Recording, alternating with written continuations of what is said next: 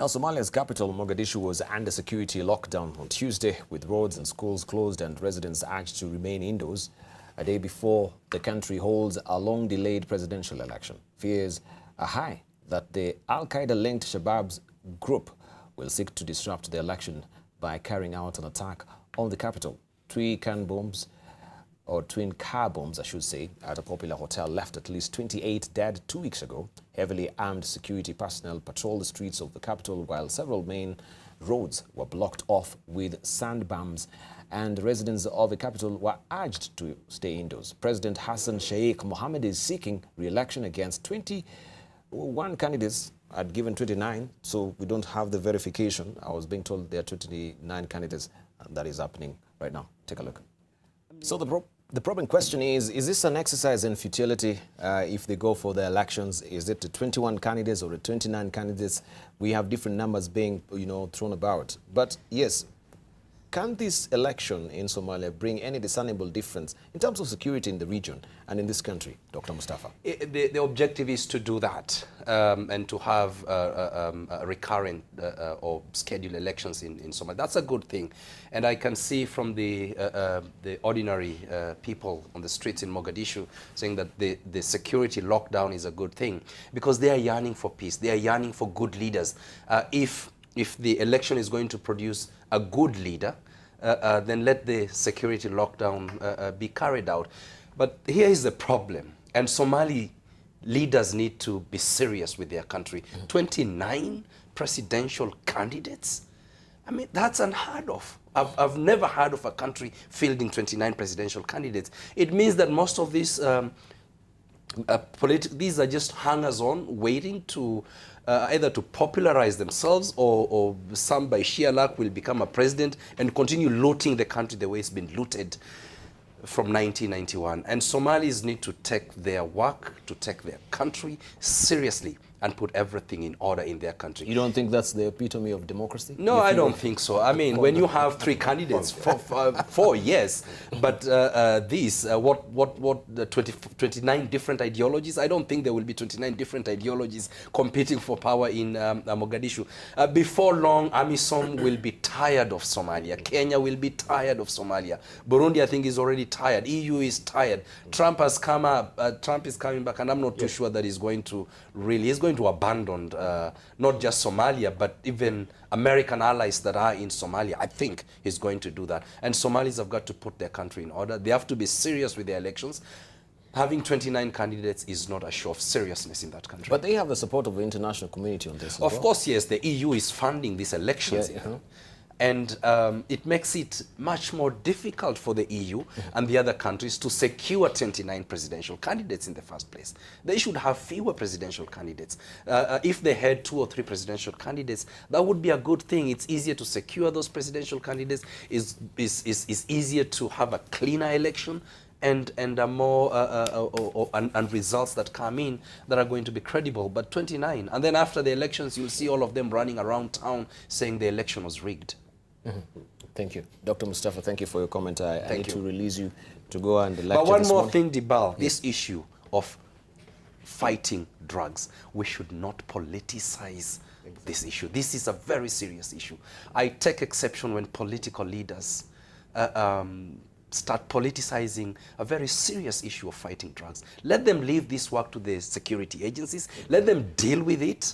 If there's evidence, present it, and let it go through the courts of law. And we should deal with this issue here internally in this country. And let all these drug cartels, they're there. Let them be locked up. All right. Thank you. Thank you, Dr. Mustafa. Thank you very much for your valuable insight as well. And have a good day and good lecture. Thank you. At the Kenya Defense School. Thank you. Right. Let's hear from Dr. Going back to Somalia, they have 29 candidates. Yes. Perhaps they have 29 clans. So the biggest clan will get it. So I'm thinking loudly. Suppose we have in Kenya, suppose we have 43 presidential candidates in Kenya. We can have a president out of the 43 tribes. And that is African democracy in the African. So I wish to ask Kenyans if we can have 43 presidential candidates, then we can have a president and a running mate Kenya will continue. What are you insinuating?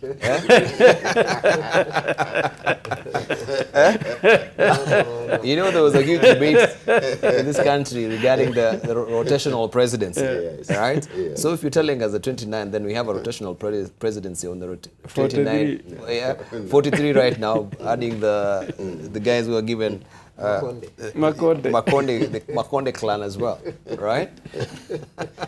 Okay.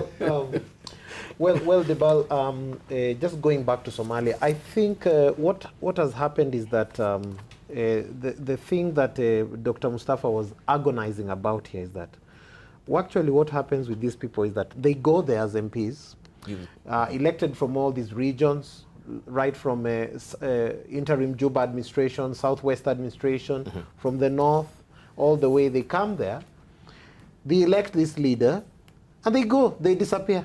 Some of them, you'll see them in Nairobi here, just walking. He's an MP, he's all this, and they just abandon the whole place. So they need to be serious. And one thing is that is clear that they must not let groups like Shabab interfere with the elections and so on.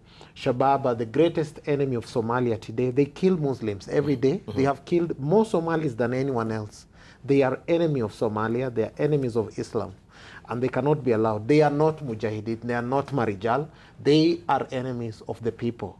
And therefore, they should not be allowed at all to have any leeway or to field people in those elections. Like you're saying, you know, they can have a quasi-proxy people there who represent their interests, and that should not be allowed to happen. And therefore, the Somalis, like Dr. Mustafa said, let them take charge of their country and be serious. I saw Sheikh Sharif Ahmed there coming back. He was president before, and he came back, Sharif Ahmed and a few others, Shemarke and the others.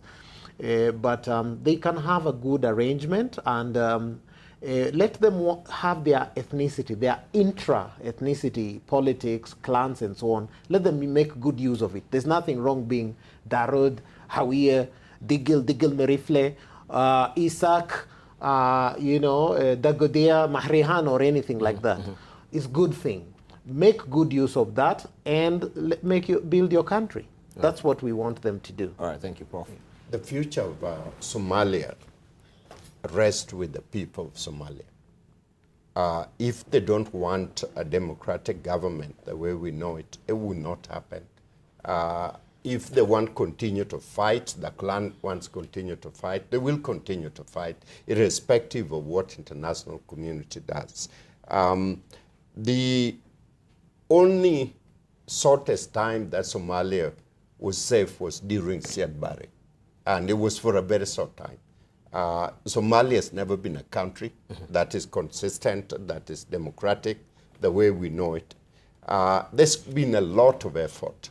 There's been a lot of work. There's been a lot of resources spent in Somalia.